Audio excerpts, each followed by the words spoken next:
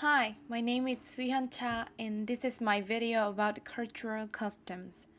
I want to introduce a foreign professor who is teaching students in Daegu. His name is Martin and he came from US. Let me introduce myself first.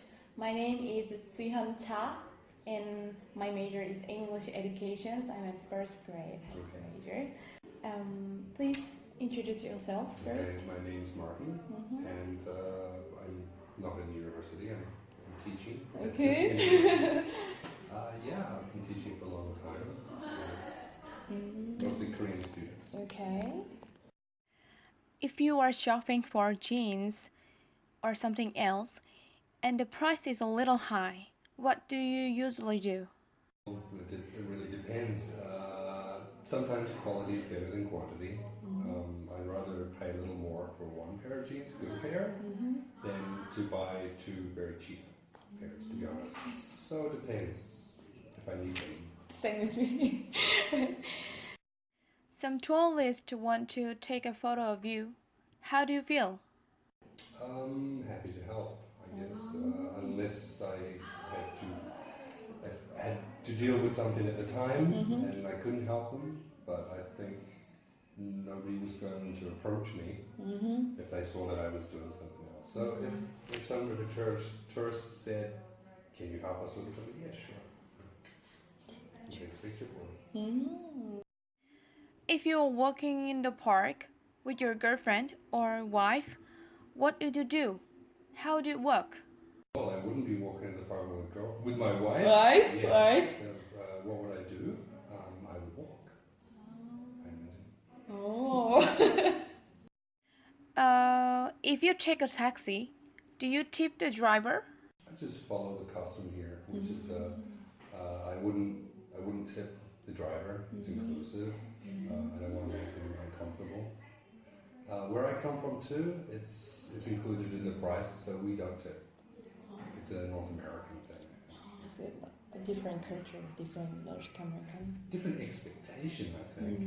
Maybe it's seemed to be cultural, but it really does depend on how they structure the payments for things. It becomes cultural, I guess. If you're in a restaurant with your friends or wife and the bill arrives, who would you normally pay? If it's with friends and it's not in Korea necessarily, but it's from where I come from, without thinking, we would each pay individually for our meals. If there was a problem, someone would say, "Can you cover me?" Which means, yeah, I would help them out, or if we couldn't, then we would all chip in, as they say, we put part of the money towards that person. That's without question. Nobody needs to ask. So you expect to pay for your meal. If it was with my wife, well, then it's whoever has the card. You want to pay, you want to pay. So it's all coming from the same place. Cool. Right. In Korea, most people, husband will normally pay. Right. In custom. Is that because they want to be seen to pay, or the wife controls the money anyway? So what's the difference? Difference about not difference, but who control the money? Who can control the money or credit card or cash? So it's just they want to be seen to pay. Correct. Yeah, right. But really, all the money is going to this. Right. And then last questions. What are some things that define a culture? For example, music, languages. It's a good question. My personal upbringing and experience is a very big contrast with the place where I've lived for the last 15 years. I've lived here for 15 years. It's very different. Korea's homogenous.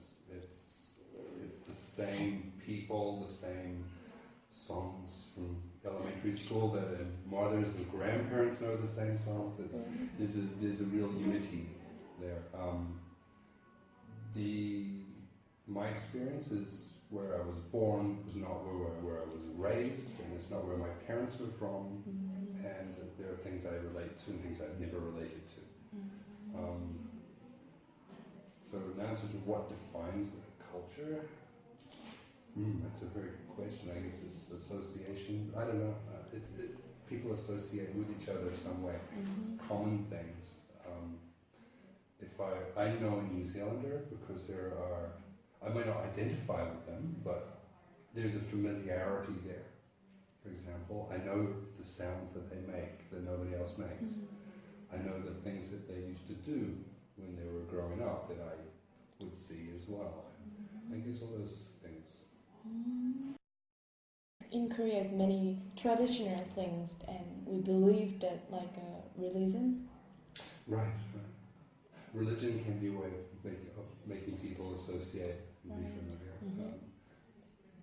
An interesting point was depending on what I say to people, how I say it, because I work with a lot of foreigners, people usually don't pick me as a New Zealander. If I see British people, because I've had experience of living there when I was younger, I can say things in a certain way and I can talk about certain things that they feel very familiar with and they swear that I was British. Similarly with Americans, there are things, most of my family actually live in the States, and I would say things that I've learned or things that, in a way and in a familiarity, that would make them wonder or ask me, where are you from in the States? And I'm not from the States. So there's something, just at face value, like without knowing people, there's some kind of familiarity which you can build a bond with. Thank you for that interview for me.